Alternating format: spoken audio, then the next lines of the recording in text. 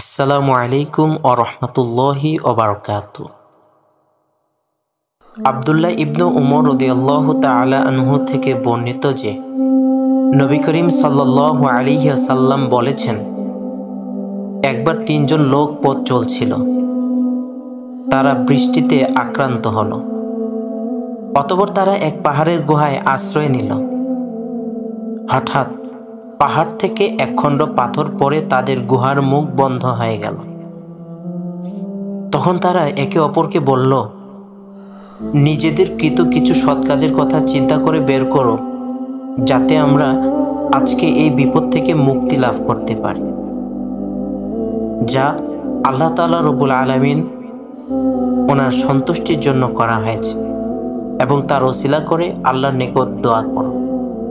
তাহলে হয়তো মহান আল্লাহ তাআলা তোমাদের উপর থেকে পাথরটি সরিয়ে দিবেন।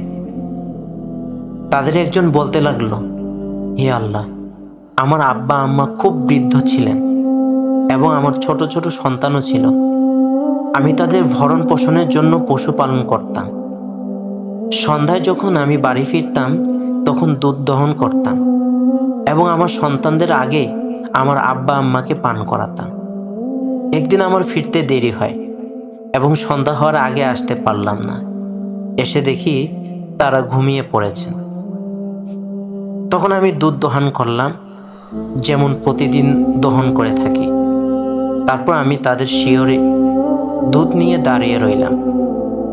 তাদেরকে জাগানো আমি পছন্দ করিনি এবং তাদের আগে আমার বাচ্চাদেরকে পান করানো অসঙ্গত মনে করি। অথচ বাচ্চাগুলো আমার পায়ের কাছে পড়ে কান্নাকাটি করছিল। এভাবেই ভোর হয়ে গেল।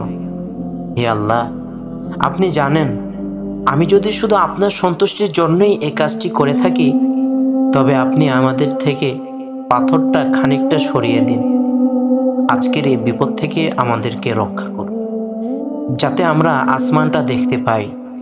তখন আল্লাহ তাআলা রব্বুল আলামিন তাদের উপরে কিছুটা দয়া করলেন, পাথরটাকে একটু সরিয়ে দিলেন এবং তারা আসমানকে দেখতে পেল।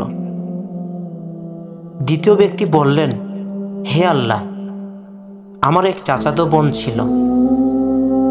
পুরুষরা যেমন মহিলাদেরকে ভালোবাসে, আমি তাকে তার চাইতে অধিক ভালোবাসতাম। একদিন আমি তার কাছে চেয়ে বসলাম, অর্থাৎ খারাপ কাজ করতে চাইলাম, কিন্তু তা সে অস্বীকার করল। সে পর্যন্ত যতক্ষণ না আমি তার জন্য 100 দিনার নিয়ে আসি।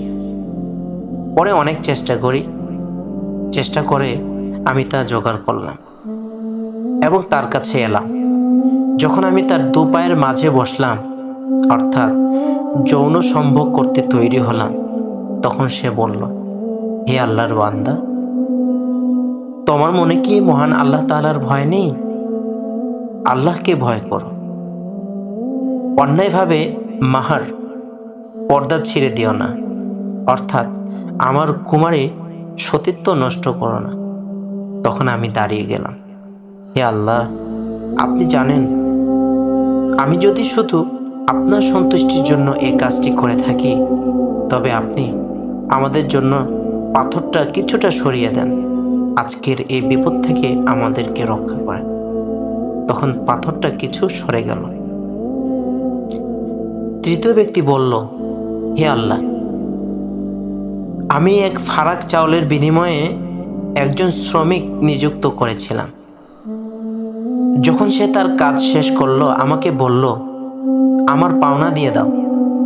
আমি তাকে তার পাওনা দিতে গেলে সে তা নিল না। আমি তা দিয়ে কৃষি কাজ করতে লাগলাম এবং এর দ্বারা অনেক গরু ও তার রাখাল জমা করলাম। বেশ কিছুদিন পর সে আমার কাছে আসলো এবং বলল, আল্লাহকে ভয় করো। আমি বললাম, ওই সব গরু ও রাখাল নিয়ে নাও। সে বলল, আল্লাহকে ভয় করো, আমার সাথে ঠাট্টা করো না। আমি বললাম, আমি তোমার সাথে ঠাট্টা করছি না, ওইগুলো নিয়ে নাও। তখন সে তা নিয়ে গেল। হে আল্লাহ, আপনি জানেন, যদি আমি আপনার সন্তুষ্টি লাভের জন্য এই কাজটি করে থাকি, তবে পাথরের বাকিটুকু সরিয়ে দিন। তখন আল্লাহ তাআলা তাদের উপর দয়া করলেন, তাদের কথাগুলো কবুল করে নিলেন। আল্লাহ তাআলা তাদের বিপদ দূর করে দিলেন, পাথরটাকে সরিয়ে দিলেন। হাদিসটি ইমাম বুখারী রহমতুল্লাহি আলাইহি তিনি বর্ণনা করেছেন।